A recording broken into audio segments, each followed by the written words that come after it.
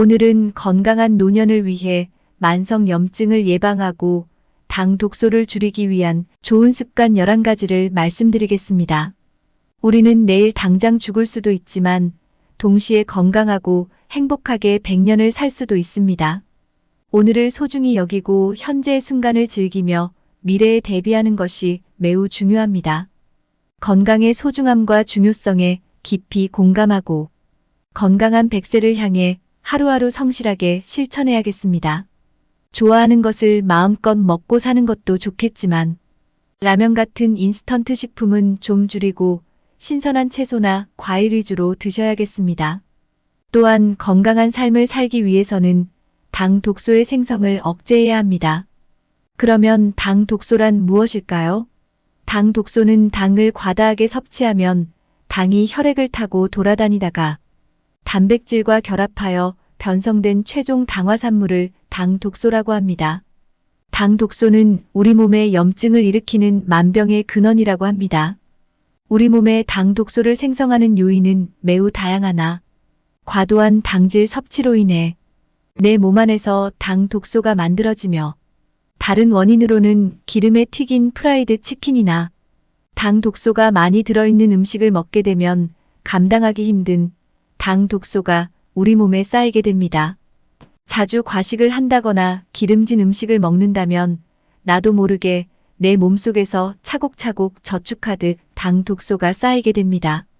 물론 다양한 면역 체계가 우리 몸을 지키고는 있지만 어느 순간 감당할 수 없는 상태가 되면 급속한 노화와 다양한 질환을 유발하기 때문에 꾸준한 예방과 관리가 매우 중요합니다.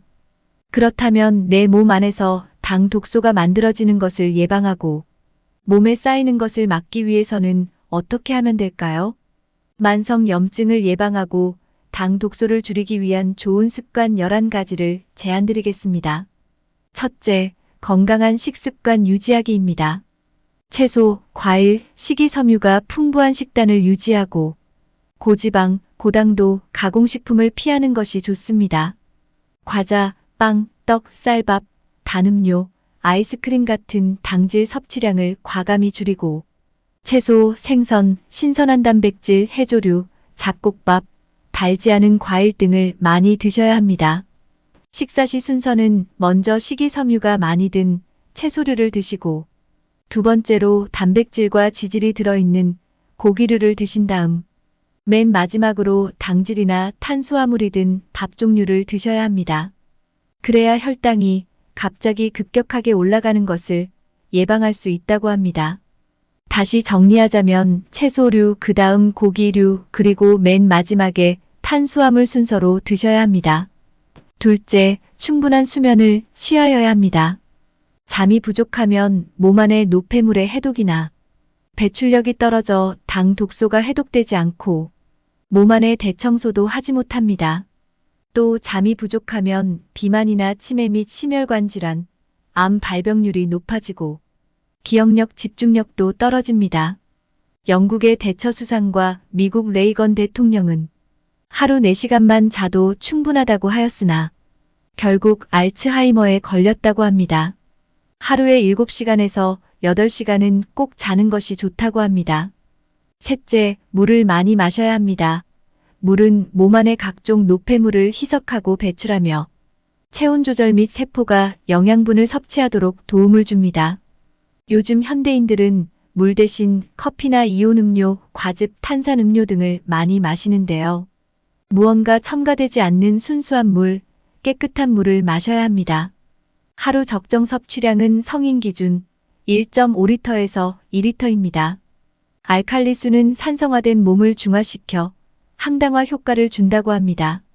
넷째는 조리 방법이 매우 중요합니다. 굽고 튀기고 볶는 대신 찌고 삶고 데치는 것을 권장합니다.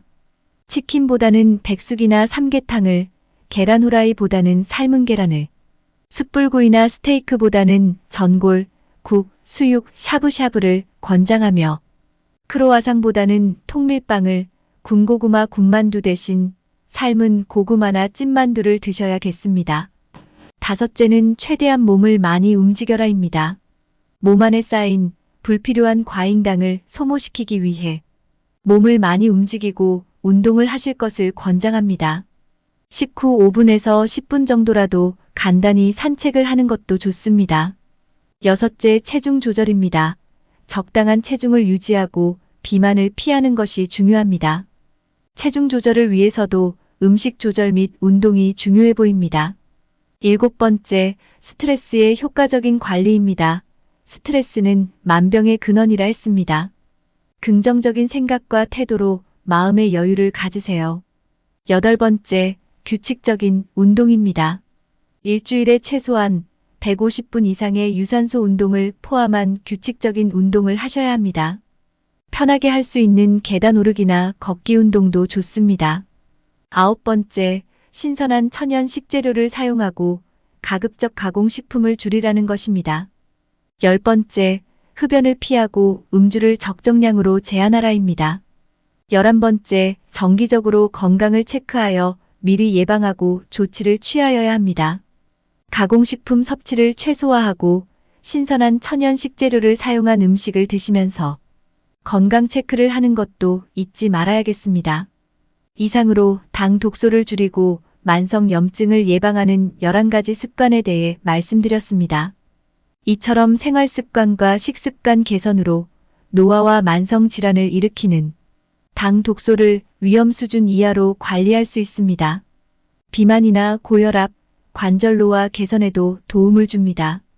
그러나 안타까운 현실은 현대사회는 맛있는 음식들로 넘쳐난다는 것입니다. 잦은 외식과 잦은 회식으로 먹을 것에 대한 자기 통제가 매우 어려울 수밖에 없습니다. 그럼에도 우리는 식습관과 생활습관을 개선하기 위해 당 독소를 예방할 수 있게 꾸준히 실천해야겠습니다. 행동이 습관이 되도록 꾸준히 고쳐 나가야겠습니다.